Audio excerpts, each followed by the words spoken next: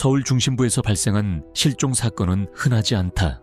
더군다나 그 실종자가 북한 요원이라면 이야기는 완전히 달라진다.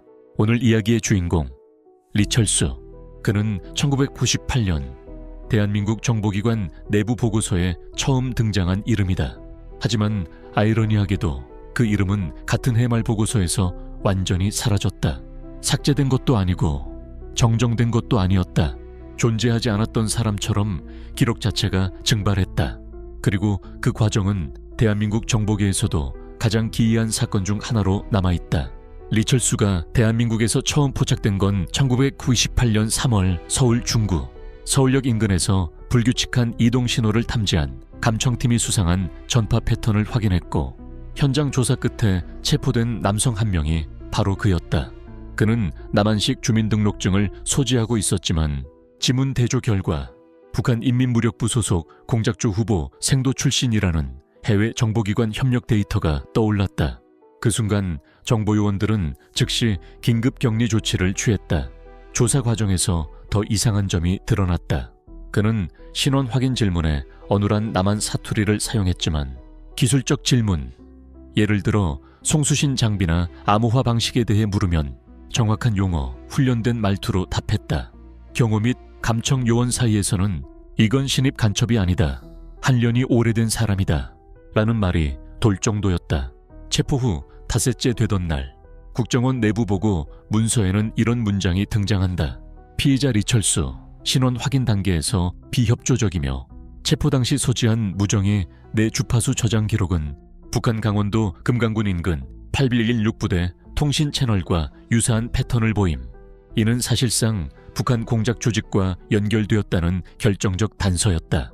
하지만 사건은 여기서 더 이상한 방향으로 흘러간다. 체포 후 열흘째 되는 날, 리철수는 서울 모처의 비공개 조정시설로 이송됐다. 이 과정에서 그가 남긴 마지막 말은 현재까지도 요원들 사이에서 회자된다. 나는 여기서 끝나는 사람이 아니다. 진짜 이름은 말해도 당신들은 모른다. 그리고 이 말은 그가 사라진 뒤 더 큰 의문으로 남게 된다.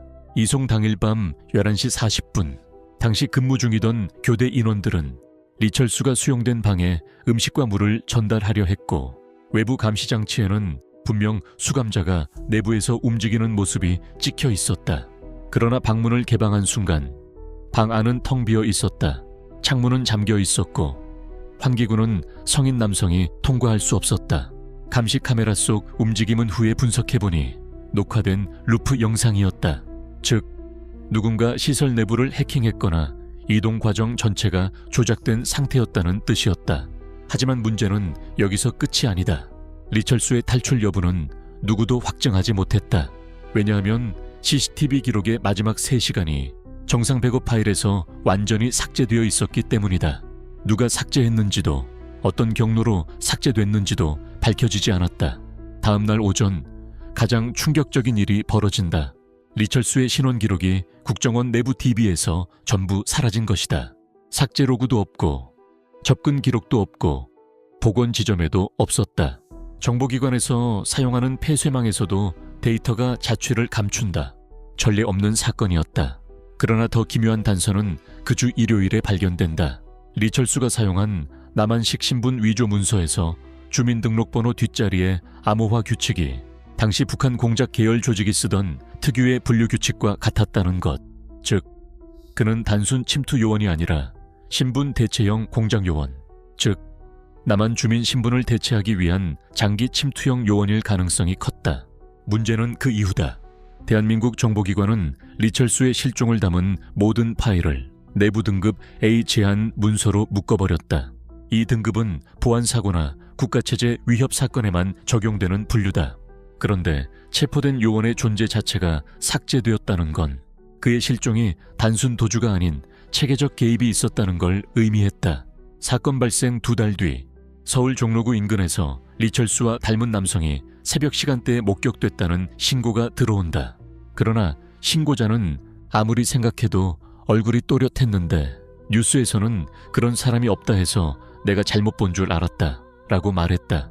지문 채취도 얼굴 매칭도 할 수 없는 상황에서 그 목격담은 미해결 기록으로 남게 됐다. 몇 년이 흐른 뒤 국정원 내부 보고서 하나가 외부로 유출되며 새로운 의혹이 생긴다. 문서에는 리철수는 체포 당시 남한 내 공작조와 단독으로 움직이지 않았으며 제3국 라인을 통해 주파수 연장 채널을 유지한 흔적이 있다. 고 적혀 있었다. 즉, 그는 남한 내에 또 다른 침투 요원이 있을 가능성을 암시한 것이다. 그러나 사건 발생 이후 16년이 흐른 지금까지 리철수는 다시 나타난 적이 없다. 그의 존재는 증발했고 신원 기록도 사라졌고 체포 과정의 감시 영상도 남아있지 않다. 그렇게 국가도 밝히지 못한 가장 기묘한 질문이 남았다. 그날 밤 리철수는 어떻게 사라졌는가? 그리고 그는 원래부터 존재했던 사람이 맞았을까? 이 사건은 아직도 대한민국 정보 역사에서 가장 이상한 미해결 첩보 기록으로 남아있다.